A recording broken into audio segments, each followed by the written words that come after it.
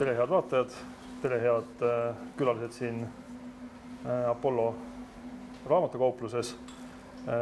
Alustame BNS-i laivi number 5 ja tänane teema on meil Edgar Savisaar, Eesti, võib öelda, et vist kõige tuntum poliitik.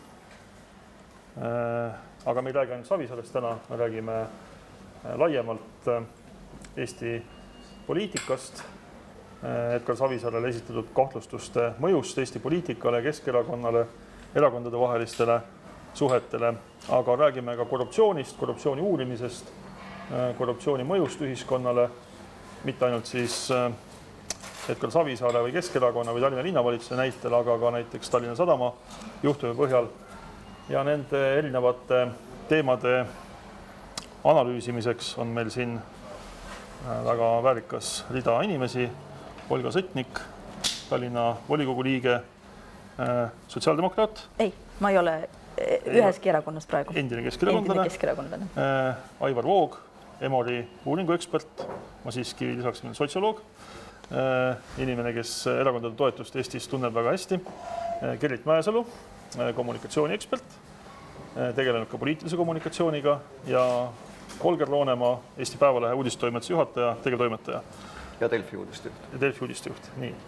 Ja alustame siis võib-olla sellest, et siin on, ma tunnen või tajun, et tegelikult on kogu aeg väga palju sellist ootust, nagu et kohe hakkab Eesti poliitikas nüüd midagi muutuma seoses selle altkäemaksuskandaaliga, mis on kogu selle nädala meediat ja inimeste mõtteid täitnud. Et kas see ootus on üldse põhjendatud? Et mis need muutused siis võiksid olla, mis meil siin seoses ühe kriminaalasjaga juhtuma hakkaksid?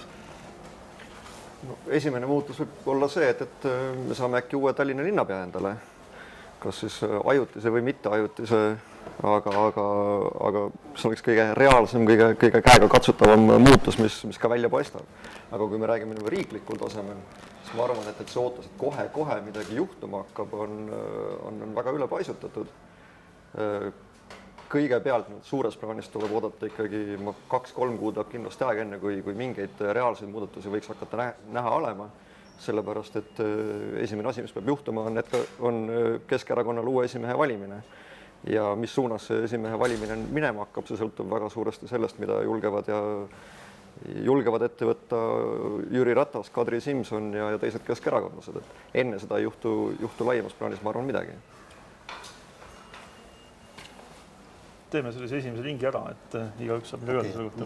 Mis puudutab siis kodanike hinnanguid, et kuidas need parteide eelistuste proportsioonid võiks muutuda, siis turu-uuringute tulemused tulevad selle nädala lõpus välja suure tõenäosusega, et need tehti ka ennem seda skandaali, et meie uuring valmib osaliselt peale seda skandaali, et suure tõenäosusega seal väga suuri muutusi ei tohiks olla, et need skandaalid, need viimase aja skandaalid on puudutanud 2 suuremat erakonda, Reformierakonda ja Keskerakonda, kelle valijaskond, toetajaskond on suhteliselt välja kujunenud ja suhteliselt stabiilne, et selles osas kindlasti suuri muutusi ei ole ette näha, et ka eelnevad kogemused, et ütleme see maadevahetuse skandaali puhul, et 2006 oktoobris, et kui see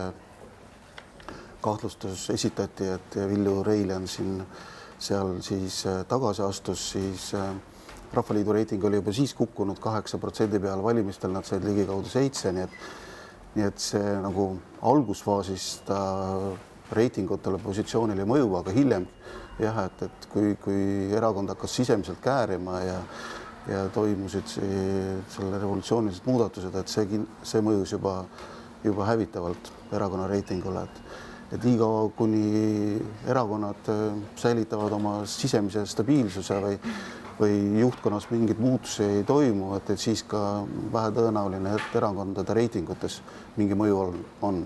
Ja kindlasti see aspekt ka, et see skandaal on olnud hästi emotsionaalse tähendusega ja pigem siis need, kes Savisaaresse usuvad või kes suhtuvad tasse positiivselt, nemad leidsid sealt seda, et teda kiusatakse ja see võib-olla tugevdab veel seda temasse seda poolehoidu. Teised, kes teadsid, kes suhtusid tasse negatiivselt, nende jaoks oli see, ei olnud midagi nagu uut, et see negatiivsemaks ei saagi muutuda enam see suhtumine, et selles osas jah, et ka nagu on status quo, aga veel, kui meenutada seda Reformierakonna rahastamisskandaali mõju, et 2012 siis algfaasis isegi erakonna reiting 2012 suvel isegi tõusis, et mingisugusel hetkel kuskil 4.-5. kuul siis aasta lõpuks augustis hakkas langema tegelikult vist 2012. Jah, aga drastiline kukkumine oli seal novembris-detsembris aasta lõpus oli. No, samasugune joonis on tegelikult olnud omane ka Keskerakonna skandaalidele, et tegelikult mõnda aega pärast skandaali see reiting koguni tugevneb, eks, kuna inimesed nagu koonduvad rünnakul oleva erakonna ümber ja siis alles mõne kuu möödudes on see tegelik mõju nagu näha. Jah, et võib-olla kui emotsioonid lahtuvad ja siis ka tuleb seda faktilist informatsiooni rohkem, et algfaasis on jah seda emotsiooni või seda protesti, et ma olen kedagi toetanud ja siis tekitab dissonantsi, et pigem siis ei usuta seda, aga mingil hetkel võib-olla aktsepteeritakse seda uut informatsiooni ja siis ka see suhtumine võiks muutuda. Ma olen ka samal seisukohal, et tegelikult lähiajal ei tasu oodata mingit põhimõttelisi muudatusi. Väga suure tõenäosusega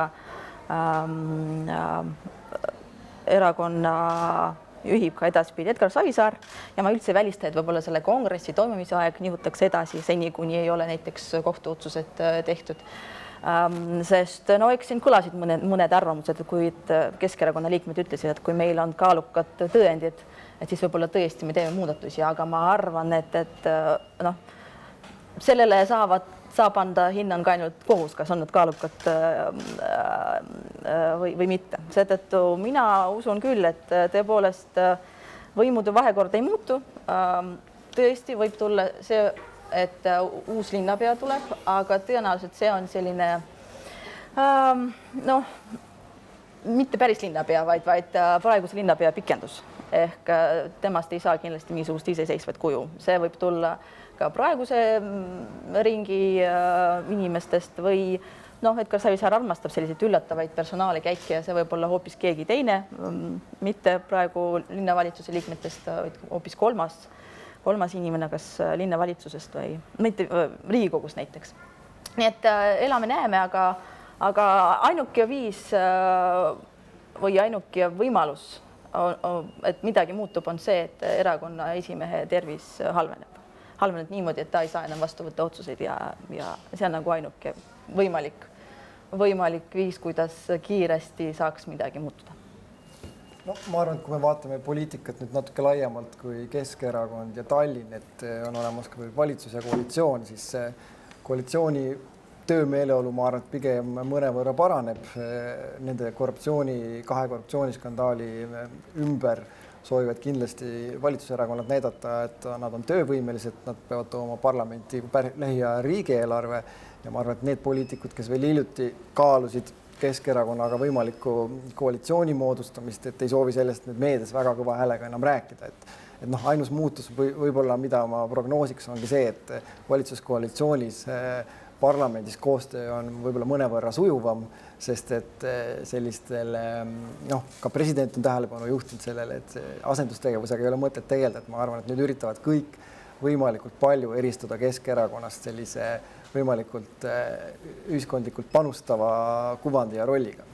No seda oli ka eile vist ju valitsuse pressikonverentsil näha, kus 3 valitsuserakonna esindajad olid kõik kohal, mida vist iga nädal ei juhtu ja Jevgeni Ossinovski ütles otsesõnu, et mingit kavatsust Keskerakonnaga koalitsiooni teha pole kunagi olnudki.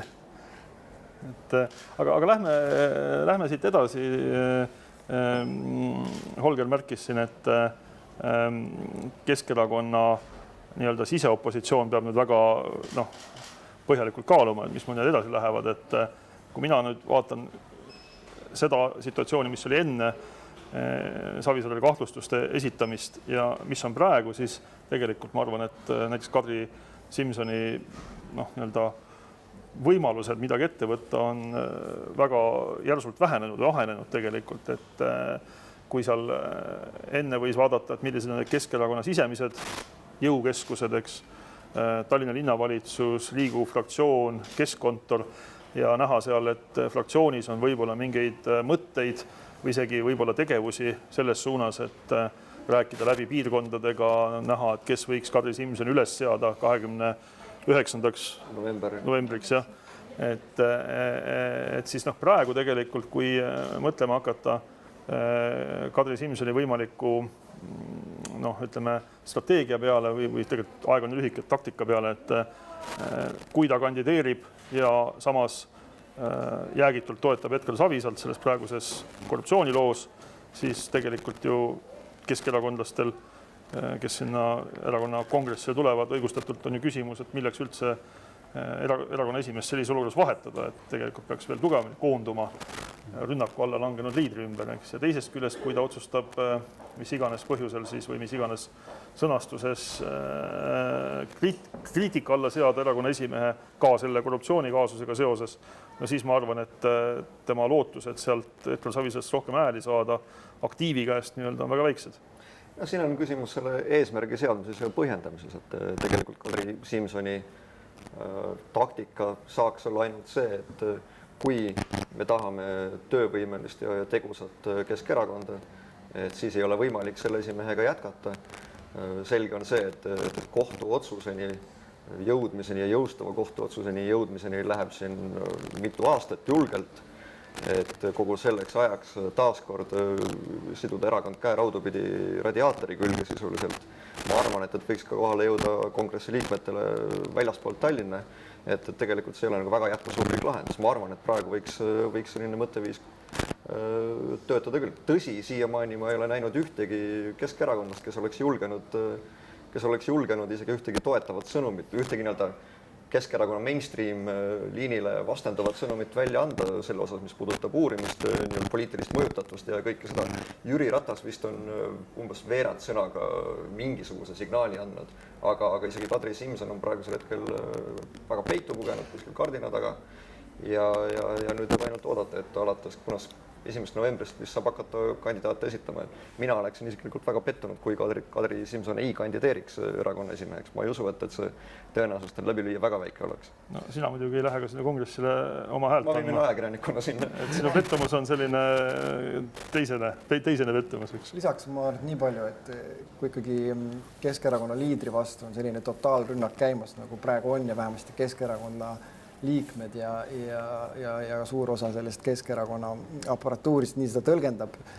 Ma arvan, et on väga riskantne selles erakonnas teha panuseid selle peale, et minna Edgar Savisaare vastu, kui tema suhtes on nii suur rünnak. Esiteks, teiseks võttes arvesse Edgar Savisaare tervislikku seisundit, et ma arvan, et erakonna siseselt vaadatakse seda üsna sellise reeturliku sammuna ja kohati ka võib-olla Keskerakonna kogu loo ja müüdi sellise rüvetamisena, et minna praeguses olukorras nii-öelda nõrgestatud olukorras Edgar Savisaart ründama, et selleks, et võimu vahetada erakonnas.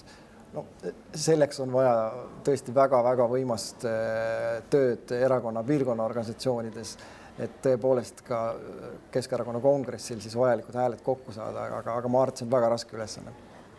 No, siin ei tasu ka unustada seda, et millise signaali annaks valijatele erakonna esimehe vahetus. Ma arvan, et venekeelsetele valijatele oleks seda väga raske maha müüa ja selgitada, et miks me praegu inimest, keda rünnatakse, kes on tõesti tervislikult väga nõrk, et miks me teda välja vahetame, sest vene inimeste eripära on see, et kui našub jutt ehk meie esit rünnatakse, siis tuleb kaitsta ja kindlasti see, et teda tahetakse maha võtta, see ei ole kaitsesignaal, vaid see on rünnak ja seetõttu, kuna ma arvan, et Keskerakond peab mõtlema ka tuleviku peale, mitte ainult 1 kuu perspektiivis, siis pikaajaliselt oleks praegu juhi vahetamine kindlasti väga kahjulik erakonna mainele.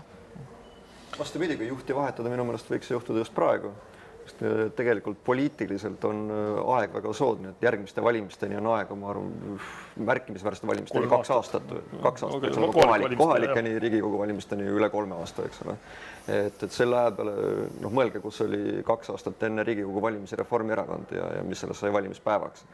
see on kõige parem on ikkagi aasta enne valimisi, et see on nagu kõige parem praktika olnud. Kui see oleks nii, et Edgar Savisaar ütlebki, et kes on tema järelkäija ja siis selle nimel töötatakse ja seda inimest tehakse tuntuks ka Vene valijaskonnale, siis muidugi, aga ma arvan, et kui see praegu nagu näib võitlusena välja, siis see jätab märgi külge.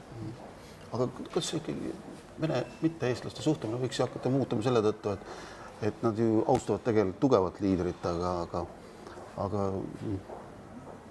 Keskerakonna liider ei ole tervise poolest just kõige tugevam ja kuivõrd see, et ta juba sarnaneb juba sellega, mis oli meil 80ndate algul, et see võikski hakata ju ka mõjuma. Aga vaim on tal tugev ju. Ta tahab ju võidelda, seda ta näitab, see ju talle väga meeldib olla tähelepanu keskel ja kogu see sofiitide valgus, et see teeb teda tugevamaks. Ma just tahtsingi küsida, et kui neid Keskerakonna võimalikke uusi juhte, keda ju ei ole väga mitu tegelikult, et noh, kas Kadri Simson või Jüri Ratas, noh, ma ei tea, kas üldse veel mõnda nime on põhjust nimetada, et kui neid vaadata nagu just selle Vene valija vaatenurgast, et noh, tõenäoliselt Keskerakonna püsivalijatena venekeelsed valijad on teadlikud, et Kadri Simson on olemas, Jüri Ratas on olemas, aga kas Kadri Simsonil oleks võimalik saada Lasnamäel samasugune hulk hääli või venekeelsed hääli ükskõik kus mujal nagu praegu Edgar Savisaar neid saab või siis Yana Toom Ida-Virumaal, et kuidas see tundub nagu? Isegi kui me jätame selle praeguse altkäemaksu loo nagu täiesti kõrvale. Et kui Edgar Savisaar annakski sellise soovituse, mida ma ausalt ei usu väga, aga mis see nagu enda kaasa tooks? Selle 2 aastaga on ju võimalik väga tugevat promot teha ükskõik kellele, kas Kadrile või Jürile, et Keskerakonnal on kõik võimalused olemas. Lehed, linnaosalehed, linnaleht, televisioon ja nii edasi, et see kõik on ju väga mõjusad instrumendid. Me näeme, mis juhtub Venemaal inimeste ajudega ja samamoodi on võimalik neid ajusid ka siinsetel inimestel niimoodi puhast ja sisendada, et jah, Kadri Simson ongi see õige inimene Keskerakonna ideede edasi kandmiseks ja erakonna juhtimiseks ja nii, et ma arvan, et see on täiesti võimalik, kuigi kui praeguses olukorras kindlasti Kadril ei oleks nii suurt võimalust neid hääli kokku korjata, aga noh, samm-sammult see on täiesti teostatav. Ma arvan, et me ei peaks rääkima tegelikult mitte ainult venekeelsest valijast, vaid samamoodi vastupidiselt oleks Jüri Rattal või Kadri Simsonil palju lihtsam ja mõjusam esineda ükskõik, kas siis Harju-Raplamaa nii-öelda ringkonnas oma auditooriumile või igal pool mujal. Sest et Keskerakond on kogu väga suur osa eestikeelsest toetajaskonnast kaotanud, aga selle lükkega oleks väga lihtne tuua ennast eestikeelse valija jaoks tagasi kaardile. Ja seda ma just tahtsin ise öelda, et tegelikult kui me vaatame kas ka valimistulemusi, mis on kõige usaldusväärsem ja ka küsitlusi, ma ei oska öelda, kui palju küsitlused helistavad seal omavahel Eesti eri osi, aga mingil määral kindlasti. Siis on ju, või siis Keskerakonna piirkonnaorganisatsioonide käekäikus me näeme, et on piirkondi, kus ikkagi Keskerakonnal on väga suuri raskusi, näiteks Saaremaa, kus seoses mitmete tuntud poliitikute lahkumisega Reformierakonda on sisuliselt see kohalik organisatsioon ära surnud, või ka Viljandi või Põlva või isegi Järvamaa, et tegelikult seal on see erakonna nii-öelda Vene erakonnaks muundumine olnud ikkagi väga problemaatiline. Et kas see on kuidagi nagu ka uuringutes näha, et kuidas see Keskerakonna toetus eestlaste seas võiks nagu muutuda või reageerida, kui Edgar Savisaar ei oleks erakonna juht? See eestlaste seas Keskerakonna toetus on olnud 10% lähedal, et parematel aegadel on tõusnud seal 15%, et see on olnud ikkagi suhteliselt madal, et nad on olnud 4. erakond stabiilselt eestlaste hulgas, et jah, et eestlaste seas potentsiaali tõusta oleks kindlasti rohkem, sellepärast et venekeelsete hulgas on lagi praktiliselt saavutatud, seal on 80% on käes, et seal on ainuke võimalus kukkuda. Eestlaste seas on muidugi seal tõusu teeb raskemaks, et konkurents on väga tihe, et seal on ikkagi 5 erakonda, kes eestlaste häälte pärast seal konkureerivad, et ma arvan, et Keskerakonnal oleks väga raske ikkagi, et see nõuaks, see oleks mingisugune pikaajalisem protsess, et nad muutuksid nooruslikumaks, et nad suudaksid ka siis kaasata või muutuda atraktiivseks ka nooremale põlvkonnale, sest teada on, et eestlastest nad peamiselt ikkagi meeldivad või nende toetus on kõrgem just vanemaealiste hulgas, kes on juba 80ndate lõpust juba Keskerakonnaga seotud inimesi tugevalt sümpatiseerinud ja toetanud, et jah, et siin on see problemaatiline, et jah, et siin, et kui nad profileeriks ennast pigem eestlaste poole, siis on neil, ma arvan, kaotada palju rohkem kui võita. Ma arvan, et kõik need argumendid sellest, et kui palju Keskerakond juhi vahetusest võiks võita, on õiged, pädevad. Ma arvan, et kuni teisipäeva õhtuse seisuni. Aga ma arvan, et see uudis, mis kolmapäeval tuli ja see altkäemaksu kahtlus, ma arvan, et see muudab ikkagi mängu sedavõrd palju, et sellises olukorras ei ole Edgar Savisaar vähemasti lähikuudel võimalust taanduda lihtsalt poliitikast või jääda eemale, ilma et ta võtaks väga selgelt sellist kaotaja ja negatiivset stigmatsiooni endale juurde. Ja ma arvan, et seda riski lihtsalt praegu keegi ei võta endale. Ehk siis, kui me selle nagu arutelu osa kokku võtame, siis see tõenäosus, et tõsiselt võetav vastaskandidaat Savisaarel seal novembri lõpus oleks, et kui see ikka toimub novembri lõpus, jah, et see on ikkagi suhteliselt väike. No novembri perspektiivis ma arvan küll, jah. Kui me räägime sellest korruptsioonisüüdistusest nagu ja vaatame inimeste reaktsioone, valijate reaktsioone ja teiste poliitikute reaktsioone, et kas üldse on nagu tõenäoline, et ükskõik milline kas süüdistus või siis juba kohtus tõendamist leidnud korruptsioonijuhtum võiks üldse Edgar Savisaare populaarsust või toetust vähendada? No, tal on tegelikult, kui vaadata temasse suhtumist, siis ta on ikkagi ainuke poliitik, et kellesse hinnangud on niivõrd polariseerinud, et kui seda mõõta 10 või ükskõik laiemal skaalal, siis on näha, et on hästi palju neid, kes tasse suhtuvad väga kriitiliselt, et ei ole ühtegi Eestis poliitikut, kelles oleks nii palju inimesi, kes suhtuvad poliitikusse kriitiliselt ja samal ajal on tal ka hästi palju fänne, et kelle jaoks ta on nagu sümbol ja ma arvan, et ta on juba niivõrd kinnistanud inimeste mällu, et suhtumistesse, et see nagu, et olenemata sellest lõplikust lahendusest, et mis võib kesta tegelikult võib-olla 8 aastat, nagu kui seda maadevahetusprotsessi siin meenutada, et ja võib-olla see kestab ka edasi, on ju. Et jah, et siin nagu selles osas, et see, et kui tuleks mingisugune lõplik lahend, et ma arvan, et ta läheb niivõrd vastuollu selle fännide hulgas just selle nendel kinnistunud selle suhtumisega, et seda lihtsalt ei võeta omaks, et seda ei usuta ja pigem arvatakse, et see, kes tegi selle halva otsuse, et see on ebaõiglane või kallutatud nii edasi. Et ma arvan, et temasse selline polariseeritud suhtumine ei muutugi, Mina arvan ka, et tema fännide arv kindlasti ei kahane selle tõttu, et inimesed niivõrd armastavad teda, et eriti Vene valijad. Teatud osa, et ei saa ütelda, et kogu Eesti. Mitte kogu Eesti, aga väga palju. Kriitiliselt suhtuvaid inimesi on ikkagi rohkem kui neid isegi fänne. Aga need, kes hääletavad tema poolt, me räägime praegu tema valijaskonnast ja neil on vist kuidagi DNA sisse kodeeritud see armastus Edgar Savisaare vastu ja mitte midagi neid ümber ei veenda ja mikski pärast, see on minu nagu selline my humble opinion, võib-olla ma eksin, aga mulle tundub, Vene inimestel on veidi teistsugune suhtumine korruptsiooni. Et arvatakse, et kõik ju varastavad. Tema kaotis natuke, mis siis, isegi kui võttis. Ühed arvavad niimoodi, teised ütlevad, et ei, see on kõik kokku mängitud meie nende poliitiliste oponentide poolt, see on vandenõu, kõik tahavad hävitada Keskerakonda ja Edgar Savisaart. Nii et eks siin leitakse põhjendusi, miks mitte uskuda seda või miks tolereerida seda otsust. See on just see aspekt, kuhu ma tahtsin ise nagu jõuda tegelikult, et kas ei ole mitte niimoodi, et meil on vähemalt 2 erakonda, kes kõikide korruptsioonikaasuste puhul, mis ühel või teisel viisil üles tulevad, üritavad alati näidata, et siin ei ole tegemist midagi erakorralist, selles mõttes, et see korruptsiooni teema keskenduks ainult neile, vaid praktiliselt kõik erakonnad teevad niimoodi, eks ju, et ka kui vaatame Tallinna Sadama juhtumit, siis Reformierakonna kaitsetaktika on olnud täpselt samasugune. Nüüd, kui vaatame seda Edgar Savisaare juhtumit, koheselt on alanud kõikide teiste erakondade ülevärvimine kõikvõimalike minevikust võetud, kas siis põhjendatud või põhjendamata juhtumitega siin kolmapäeva õhtuses Foorumi saates. Vist Jaanus Karilaid läks lausa nii kaugele, et nimetas süüdistuse saanuteks inimesi, kes tegelikult mingit süüdistust saanud ei ole ja ega keegi väga nagu ei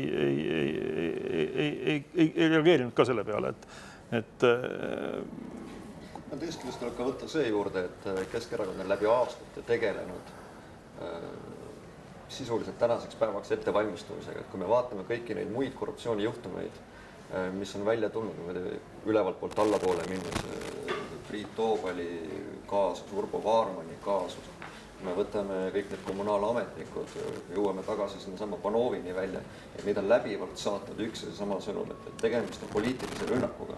Isegi Urbo Vaarman, kes sai vist valimistel, kes oli Tallinna volikogu liige, kes sai valimistel kohalikel Riigikogu valimistel mingi üksikuid hääli, kes nimetas seda poliitiliseks rünnakuks Keskerakonna vastu, et tema eurorahadega sahkerdamine välja tuli, kriminaalmenetluseni jõudis. Panovi kinnipidamise kuupäevast tegi Tallinna linnavalitsus, kuulutas selle tagantjärgi vaba ühiskonna päevaks. Et see nii-öelda valmistumine ongi kogu aeg selleks nii-öelda suureks päevaks, et nüüd, kui lõpuks siis nagu juhtub, see kõige suurem, kõige olulisem asi, et siis on see taust loodud, et see on poliitiline rünnak meie vastu, see on tellitud ja see just sellepärast nagu väga on sinust võimatu, et ühe päevaga need plaks muutuks inimeste seisukoht või arvamus või hinnang. Just fännida, et ütleme, et need, kes kriitiliselt suhtuvad, need teadsid juba ennemgi, et nende jaoks. Ma arvan, üks selline suur päev on juba olnud ka, et on olnud see Idaraha skandaal, mis ka selgelt oli see koht, kus partei liider sattus väga suure rünnaku alla. Me nägime, kui see väga suurt mõju Edgar Savisaare populaarsusele hilisemate valimistulemusi silmas pidades ei näidanud. Tema valimistulemused on järjest iga valimistega paranenud. Ei ole see omandanud ka väga suurt mõju Keskerakonna toetusele, tema erakonna toetus on üsna stabiilne. Probleem tõenäoliselt see korruptsiooni süüdistuste probleem, kui ta avaldab mingit mõju siis nendele poliitikutele, kes peavad seda seletama eestikeelse publiku ees või need, kelle valimisringkonnad on need samad Saaremaa, Viljandimaa, kus siis need küsimused võib-olla värvivad hoopis teistsugust vastuvõttu ja hinnangut, et selgelt siin nendel poliitikutel sirge näoga rääkida, et midagi pole olnud, kõik on rünnak, see nendel on raske. Aga Edgar Savisaart ja Mart, tema seda kõige lojaalsemat lähikonda siin Tallinna linna ümbrus, Mart, see väga ei mõjuta. Aga veel täpsustaks, et selle Edgar Savisaare populaarsuse kasvu, et ta on kasvanud sellepärast absoluutarvudes, on ju, protsentaalselt tegelikult isegi protsent vähenes, aga kuna Lasnamäe see valimisringkond kasvab, on eks, et siis absoluutarvudest tuli ka suurem tulemus, kuigi protsentaalselt oli ta isegi minust väiksem. Et see näitab, et tal on ikka stabiilne fännide armee lihtsalt, aga et ta muutuks midagi, et seal ei ole nagu potentsiaali muutuda, sellepärast, et vastas on hästi palju kriitiliselt suhtuvaid inimesi ja on, ütleme, 1/3, kes on fännid, on ju, ja kui nad tulevad valima, siis see garanteerib ju juba vastava tulemuse. No, kui see korruptsiooni teema juurde nüüd jätkuvalt jääda, et see on ju tegelikult suhteliselt ilmutav perspektiiv, et kui parim nagu kaitsetaktika sellistes asjades on näidata, et kõik teevad ja mõni ainult jääb poliitilise rünnaku alla valikuliselt ja tegelikult märkimisväärne osa Eesti valijatest ka sellist asja usub ilmselt. Et mida see meie ühiskonna kohta nagu ütleb, et seda, ma ütlen veel kord, seda ei kasuta ainult üks erakond, seda kasutavad tegelikult vähemalt 2 erakonda sellist retoorikat. Et mis see meie nagu ühiskonna kohta laiemalt räägib, et see, kas me oleme endale nagu siin pikki aastaid nagu kuidas öelda, meeldivaid valesid jutustanud, öeldes, et meie on selline suhteliselt korruptsioonivaba ja korruptsiooni suhtes sallimatu Eesti keskkond või ma saan millestki valesti aru? Ma kardan, et see ei saa millestki valesti aru, et küllap me olemegi natukene iseendale valetanud, et Eestis see korruptsioon ei ole mingi probleem ja Transparency Internationali reitingites me oleme alati nagu väga hea, väga positiivse koha peal olnud, aga see, et nüüd on ridamisi selliseid väga suuri ja väga mõjukaid asju välja tulnud, ma arvan, et tegelikult see tabab praegu see on väga hea, et need on tulnud ühe aja jooksul välja, sest see ongi siis võib-olla see õige, et nagu peeglisse vaadata, et see on meie probleem küll, et sellega peab tegelema ja võib-olla sellest lähtuvalt ka mingeid otsuseid tegema hakkama, mõtlen nii-öelda ühiskonna või valija nii-öelda inimese seisukohast. Et enam see jutt äkki ei mõjugi, et see pole meile probleem. Et nüüd võib-olla ikkagi vaadatakse, et kui üks varastab, teine varastab, kolmas varastab, et siis on ema ja mis selle tulemus võib olla on see, et Vabaerakonna reiting näiteks novembrikuus on paari protsendi võrra tõusnud. EKRE, kes on nii-öelda tegelikult puhtalt Jaak Madisoni mingi telefoni teema, Tallinna Sadama, Vetkar Savisaare altkäemaksu teema kõrval on küll naljakas, aga olematu tähtsusega tegelikult. Ma arvan, et nende väikeerakondade reiting võib seda tulemusel tegelikult veelgi tõusta. Kokkuvõttes annab löögi, annabki nende sama 3 või 4 mainstream erakonna pihtel. Aga kui vaadata üldiselt inimeste seda probleemi tundlikkust, et mida inimesed nagu tähtsustavad, siis ega korruptsioon ei ole kõige olulisem probleem, et kõige olulisemad probleemid Eesti inimeste jaoks on ikka majandusega seotud, palkadega seotud heaolu, majandusliku heaoluga seotud küsimused. Et sellepärast on ka võib-olla Keskerakonna ja Reformierakonna toetajad olnud ka nii tolerantsed nende skandaalide suhtes, et see ei ole nagu kõige suurem probleem. Võib-olla ta on tähtis, aga kui panna need probleemid mingisugustesse järjestusse, et ütelda, et mis on inimese jaoks, küsida inimesega, mis on kõige olulisem, siis tulevadki need majanduslikud probleemid. Ja siin ka eestlaste ja venelaste vahel just see erinevus, et venelaste jaoks on see korruptsioon veelgi väiksema tähtsusega kui eestlaste jaoks, et kes mingil määral seda tähtsustavad, aga see majanduslik heaolu, et kui poliitiline erakond ütleb, väidab ja lubab, et ta suudab midagi majanduslikus mõttes midagi paremaks, et inimeste sissetulekud või kas või seesama 2013 see tasuta linnatransport, et see oli väga mõjus, et see on palju mõjusam kui mingisugused korruptsioonikahtlustused. Muidugi, kui see juba vormub juba mingisuguseks süüdistuseks, muidugi see on teine asi, aga kuna neid kahtlustusi on kogu aeg olnud, on ju. Aga kui nüüd üritada tekitada mingit sellist, ma ei tea, 10-astmelist nagu pingerida, et kuulajatel oleks nagu ka piltlikum see asi silme ees, et kui meil esimesel kohal on seal valijate nii-öelda ootustes on majandusliku heaolu paranemine, mitmedel kohal see korruptsiooni vähendamine või korruptsioon sellise murekohana üldse võiks olla. Kas ta on 5, kas ta on 10? Oleneb, kui palju neid majanduslikust heaolust ja neid aspekte eristada. Mingi 4-5. Tõesõnad, ta ei ole isegi esikolmikus tegelikult, mitte mingil moel. Ma lisaks nii palju, et ma arvan, et Eesti ei ole nii korrupeerunud, kui nüüd viimase 2-3 nädala uudiste põhjal paistab, et pigem ma arvan, et see tajumise küsimus on seotud ka sellega, et igapäeva tasandil tavaline inimene korruptsiooniga kokku ei puutu, et perearsti juurde minekuks ta ei pea viima ümbrikut autoülevaatuse tegemiseks, ka ta üldjuhul ei pea viima ümbrikut, et see ei ole võrreldav siin teiste riikidega, kus kõik praktiliselt kogu avalik teenus on korrupeerunud. Ja võib-olla see tunnetus ongi, et korruptsioon on teatud väga kõrgetasemelistes kohtades, kus poliitiline eliit mingil määral mängib oma võimumänge ja võib-olla on tunnetus, et seal need asjad kuidagi niimoodi käivad ja on käinudki.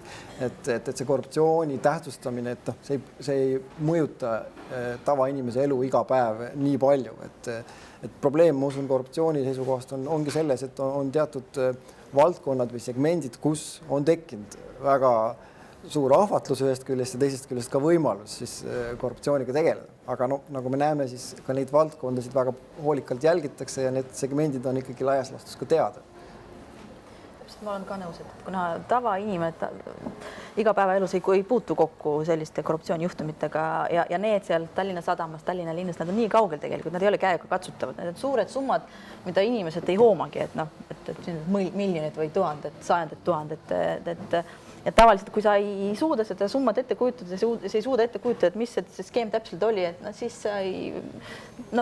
suur osa inimesed ei hakkagi süvenema ja kui see skeem on kirjeldatud niimoodi, et vahendaja kellegi kaudu, et selle puudub see üks-ühene see vorst vorsti vastu või kurgi vastu või midagi sarnast. Need skeemid on niivõrd keerulised juba, et ei ole nii, et võttis andis ja kogu lugu, et said kokku kusagil parklas ja üks andis teisele ümbriku, see ei ole enam nii. Ma lisaks ainult nii palju, et loomulikult, et õnneks meil ei ole nagu igapäeval tänava pildis ei ole meil nii-öelda korruptsiooni näha, et liikluspolitsei ei küsi su käest või ei loe mingisuguseid sümboolseid paberilehteid, palju sa maksma pead talle vale koha peal tee ületamise eest. Aga laias laastus ju põhjus, miks Keskerakonna reiting näiteks eestikeelse valijaskonna hulgas on nagu 10% ringis. Ja laias laastus on seal 2 põhjust, et number 1 on Venemaa ja number 2 on korruptsioon. Et selles mõttes inimestel ikkagi see mõjutab ikkagi inimesi. Olgu ta 4. või 5. kohal, aga nii-öelda inimeste tähtsuse nimekirjas, aga ikkagi see läheb inimestele mingil tasemel, see läheb inimestele kindlasti korda. Ja ma usun, et nende praeguste sündmuste valguses see edetabelis võib-olla ta tõuseb kas või 1 koha võrra, aga see prioriteetsus ikkagi tõuseb. Inimestele, kellel on kõrgem sissetulek, kellel on parem haridus, nendele see mõjub? selles mõttes me võime ju ühiskonda igal moel nagu lahterdada, et kui me võtame näiteks inimeste osakaalu Eesti ühiskonnas, kes on teinud endale mõne päevalehe, väikse tähega, eks ju, päevalehe tellimuse, siis neid inimesi ei ole väga palju, et neid on kuskil suurusjärgus 100 000, et see on Eesti täisealisest elanikkonnast kuskil kümnendik, et ongi tegelik nagu eliit, et kui nendele inimestele läheb korda, siis kas võib öelda, et siis ütleme, et poliitikud ongi teinud õiged valikud, et võib rahulikult selliste skeemidega tegeleda ja mitte midagi ei juhtu. Et see on tegelikult, see ongi see, millest ma alguses küsisin, see on väga halb väljavaade tegelikult. Nojah, põhimõtteliselt ma usun, et sul on õigus, aga tegelikult 10% elanikkonnast, kui see on väga laialt üldistatud, 10% elanikkonnast eliit, kas ta tegelikult on, kui väike ta on? Aktuaalse kaamera vaadatavus, mis ta on 140 000, eks mõni erakond tegi siin valimiskampaaniad 50 000 kassapidaja järgi ja põrus, et 100 000 inimeste eliit, et see on juba 2 korda rohkem ikkagi. Ma arvan, et üldiselt see ikka nüüd päris nii hull ka ei ole, et kõik poliitikud arvavadki, et korruptsioon on kuidagi ühiskonna poolt tolereeritud ja et see valijad väga ei häiri. Ma arvan, on üldiselt ikkagi esiteks, ma arvan, et kõik erakonnad kindlasti ei ole võrreldavad Keskerakonnaga. Keskerakond on siin võib-olla siis praeguse olukorras unikaalne ja Keskerakond seda soovib väga, et kõiki võrreldaks omavahel esiteks ja teiseks on see, et ma usun, et teiste erakondade valijaskond korruptsiooni ja sellise sahkerdamise suhtes on ikka oluliselt tundlikum. Ma veel tahaks selle ärieliidi nagu teema ka siia sisse tuua, et need inimesed, kelle nimed nüüd siin seoses kahtlustustega on olnud ajalehtedes, teles, need on kõik väga soliidsed, pika kogemusega ettevõtjad ja ärijuhid Eestis, et see tegelikult mingis mõttes ju toetab seda sõnumit, mida kas siis Keskerakond või kaudsemalt ka Reformierakond on üritanud anda, et see ei olegi midagi erilist, et nad kõik teevad ja et ärge nagu väga erutage selle asja peale. No võt see ongi, et see ka Eesti on nii väike, et see on see muu temaatika, et kõik tunnevad kõiki ja kõik on kuidagi viisi omavahel seotud, et kindlasti on mingisugused äritavad, mis nüüd seoses nende sündmuste valguses hakkavad muutuma, et äriettevõtlus rakendab rohkem seda bürokraatiat, et ei tekiks selliseid momente, et keegi võiks midagi kahtlustada millestki, et see on midagi, eks, et see kindlasti ta mõjutab seda, et kuidas äri tehakse, et ta muutub rohkem bürokraatlikumaks, rohkem reegleid, et keegi ei saaks millestki nagu midagi kas või ette kujutadagi, aga see, mis on nagu korruptsiooni aluseks, see, et Eesti on niisugune väike korporatiivne, et see jääb, et seda mõnda ei saa muidugi, rahvaarvum ei suurenda. Ehk siis teisisõnu tegelikult peame jätkuvalt lootma Eestis selle peale, et kaitsepolitsei, politsei, prokuratuur, kohtud, lõpuks ka ajakirjandus teevad oma tööd piisava sellise jäljekindluse ja püüdlikkusega, et see korruptiivne tegevus lihtsalt nii poliitikutele kui ettevõtjatele on võimalikult, kuidas öelda, et ebamugav. Et seda, et nagu puhtalt poliitilisest tahtest endast me kuidagi paraneme, et see on nagu pigem naiivne. Kas Kapole peaks nagu selles kontekstis võib-olla veel kuidagi rohkem õigusi andma, et siin on olnud ju väiteid ka selle kohta, et Kapol on juba praegu liiga palju õigusi, et nad saavad ilma kriminaalasja algatamata inimesi pealt kuulata, jälgida, et vahepeal taheti see õigus nagu maha kärpida. Kas me peaksime kartma seda, et sellises olukorras meil on siin selline politseiriigi alge olemas teistpidi jälle?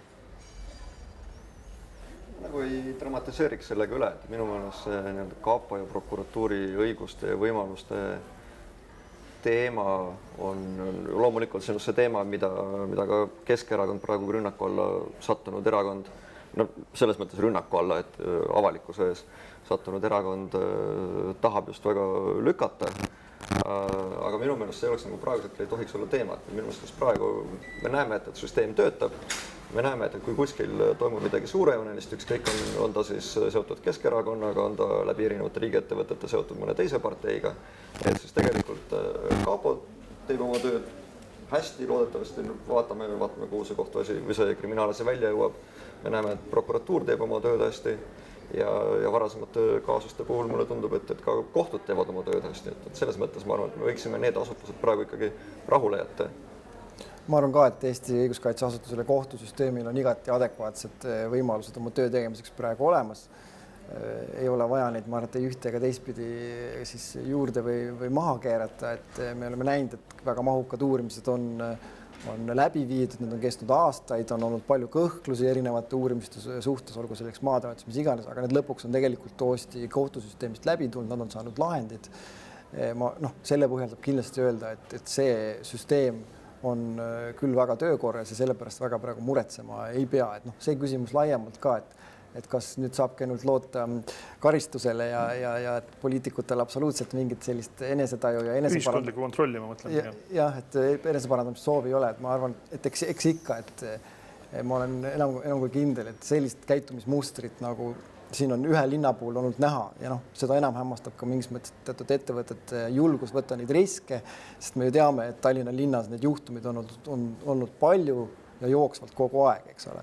Et ma arvan, et ikkagi teised poliitilised jõud vaatavad seda üsna kriitiliselt kõrvalt ja on selge, et nendel küll sellist mänguruumi nii-öelda moraalsest seisukohast ei ole. Tuletaksin remargi korras meelde, kus eelmisel aastal või kunas meil tuli päevakorda see sama nimetatud Berlusconi eelnõu ja mis tegelikult mõned muudatused, mis puudutasid Riigikogu liikmete immuniteeti, mis ka jõustusid. Aga eelkõige see Berlusconi eelnõu, et kui näiteks see oleks läbi läinud, et mida tegelikult lükkaski Keskerakond, et mis oleks siis saanud näiteks sellesama praeguse kaasusega, et kui keeruliseks oleks see teinud selliste kaasuste uurimise. Keeruliseks, ma arvan, võib-olla isegi vähe öelda, tegelikult võimatuks just. Tuleme nüüd selle üldise Eesti ühiskonna või poliitika väljavaate juurde tagasi, et me oleme ühest küljest nagu sellises kohas, kus majanduskasv nagu seisab, mingeid väga suuri muutusi ühiskonnas nagu näha ei ole. Üheks selle põhjuseks on see, et meil on koalitsioonis 3 erakonda, kellel, ütleme niimoodi, et väga suurt isu üksteisega koos olla ei ole. Et koostatakse väga detailselt koalitsioonilepinguid, nägeletakse omavahel, aga muid valikuid eriti nüüd pärast seda viimast nädalat ka ei tundu olevat, et kas me nüüd vaatamegi umbes sellisel olukorral ette, nagu oli Soomes peaminister Kataineni valitsuse ajal, kus samamoodi küll teistel põhjustel, aga ometi valitsus olid koos väga erinevad erakonnad, kes üksteist ei armastanud ja koostöövõimet ka ei olnud, et 4 aastat, meie puhul siis 3 aastat, et sellist sisulist paigaldammumist, ei mingeid uuendusi, ei mingeid muutusi, et kas see on üks tulemus, mis meil nüüd selle nädalasest sellest altkäemaksu skandaalist võrsub? Ma arvan, et sellist paigaldammumist, et jah, võib-olla majandus ei kasva, aga paigaldammumiseks väga ei ole selles mõttes võimalust, et maailm on ise muutumas nii kiiresti, et meil on see pagulasteema, meil on ümberringi majanduskeskkond on üsna habras, et ma arvan, neid asju, mis sunnivad liigutama ja astuma mõnda ärksamat sammu, on niivõrd palju neid väriseid tegureid, et kui nende teguritega mitte tegelda, nendele küsimustele ise alla jääda, et teistpidi hakata, sunnib see juba nii-öelda poliitiliselt tegutsema, et sa lihtsalt jätad nii-öelda ebakompetentse mulje, kui väljast poolt tulevad muudkui teemad, millega ei ole võimalik siis valitsustasandil hakkama saada. Et ma väga ei usu, et väga mugavalt saab nüüd järgmised 3 aastat lihtsalt olla. Kui me sõltame ikkagi niivõrd palju muust maailmast, me oleme ikka nii väikse majandusega, et siin Eesti kohapealsed otsused ei saa ju seda muuta, et kuidas muutub nõudluse pakkumise vahekord kusagil väljaspool, et kus meie eksportturud on või. Et kindlasti, mida riik saab teha, on, et seda Eesti ettevõtjat toetada või toetada neid valdkondi, kus on võimalik kasvu innovatsiooni tekitada, aga seal on alati küsimus see, et mis see valdkond on ja siis, et kui toetatakse, et seal on alati kahtlus siis, et kedagi toetatakse, et see on alati korruptsioonikahtlus, et keegi järsku ei julgegi enam mingisuguseid otsuseid teha, et kuna.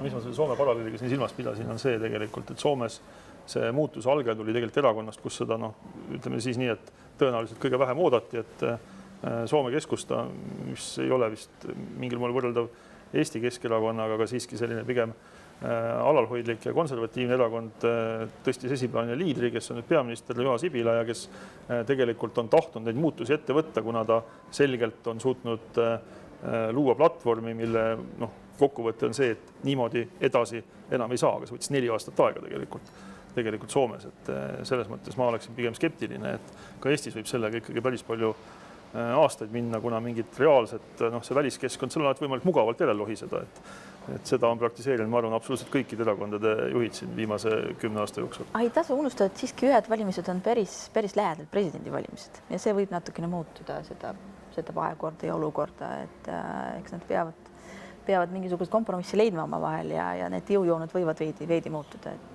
selleni on veel aasta aega, eks ju, või natukene. Kompromiss lihtsalt juhtub niimoodi, et selle valimiskogul, et midagi viisi, et kas kokkulepped saavutatakse omavahel. Et kindlasti elu muutub huvitavamaks, et siin võivad uued koalitsiooni või mingisugused uued kooslused tekkida. Ja imed võivad ju ka juhtuda, võib-olla Edgar Savisaar otsustabki, et ta astub tagasi ja siis see annab täiesti rohelise tee uute kombinatsioonide moodustamiseks. See ka on võimalik. Kohalikud valimised, mis tulevad siis 2017 Tallinnas, eks? Kogu Eestis küll, aga Tallinnas on see oluline punkt, eks? Et kas need võivad mingisuguse muutuse kaasa tuua, et siin on küll nii palju aega, et ma saan, et see on väga spekulatiivne küsimus, aga oletame, et Edgar Savisaar jätkab selle ajani, tõenäoliselt samuti mitte. Et kui ta jätkab, siis muutuse tõenäosus on väga väike. Aga mis on eripärane, et seal tuleb hästi palju ju noori, et kuna see valimisiga nüüd langetati 16, et seal tuleb mingisugune 5 aasta käiku tuleb noori, et kuna on nii pikk vahe on ja noored saavad valida, et seal noorte osakaal nagu valimistel kasvab, et siis ka, et võib-olla see natukene, kui nad on muidugi aktiivsed valimistel, et teine asi on see, et noored tavaliselt on hästi passiivsed olnud. Hakkame oma vestlust lõpetama, et ma esitaks kõigile ühe sama küsimuse, et kui te nüüd Eesti poliitikat väga hästi tundvate inimestena peaksite ennustama, mis siin järgmise nädala jooksul juhtub, et see on selline parem ajaline raam kui 3 aastat või 2 aastat, et mis sest Edgar Savisaare juhtumist nüüd saab ja mis tuleb? Hakkame Olgarist peale äkki. Aitäh selle hea küsimuse eest. Sa ju tegelikult oma igapäevast tööst pead ju selle peale pidevalt mõtlema. No jaa, meil on igapäevase töörütm praegu selline, et üks päev korraga. Et hommikul kell 9 ei ole mõtet väga läbi rääkida, et mida järgmise päeva lehte teha. Neid asju on nii palju, et päev on nii palju muutusi ja nii palju uut infot. Et tegelikult mis seis järgmisel nädalal, ütleme, selleks ajaks on. Laias laastus see sõltub ainult ühest, ma eeldan, et sõltub ühest asjast. Et see sõltub sellest, millise otsuse teeb kohus järgmiseks kolmapäevaks, et mis saab Edgar Savisaarest. Ma usun, et see paneb päris suures osas paika selle, et mis hakkab juhtuma edasi ja see muudab ja sellest sõltuvalt muutub ka Edgar Savisaare Keskerakonna taktika. Jah, et Olgariga põhimõtteliselt nõus, ma arvan, et nädala pärast on jätkuvalt Edgar Savisaar Keskerakonna esimees ja Eesti poliitika on jätkuvalt laiemas perspektiivis täpselt samas seisus, kus ta on. Et midagi suurt siin kindlasti ei muutu. Ja, et hästi palju sõltub selle ühe poliitiku tahtest ja võimalustest, et kui see tahe ja võimalused on olemas, et siis ma arvan, ei muutu siin eriti midagi, et peab esimeheks ka järgnevateks aastateks. Sõltub sellest tahtest ja võimalused, et inimese võimalused on ikkagi ka piiratud, on ju. Et käimise piirangu põhjus võib olla, aga kui see jääb, et siin ongi, et see on nagu stabiilsust garanteeriv moment, et sõltub nagu hästi palju ühest isikust. Kui tervis peab vastu, siis midagi muutu. Nii et kõik on praegu arstide käes tegelikult. Selge, aga põhimõtteliselt tervist peaksime soovima ükskõik kellele ja loodame, et tervist peab vastu. Aitäh vaatamast, aitäh osalemast. Järgmise BNS Live'i kuupäeva ma ei oska öelda, aga oluliste sündmuste puhul me kindlasti üritame kiiresti reageerida. Aitäh!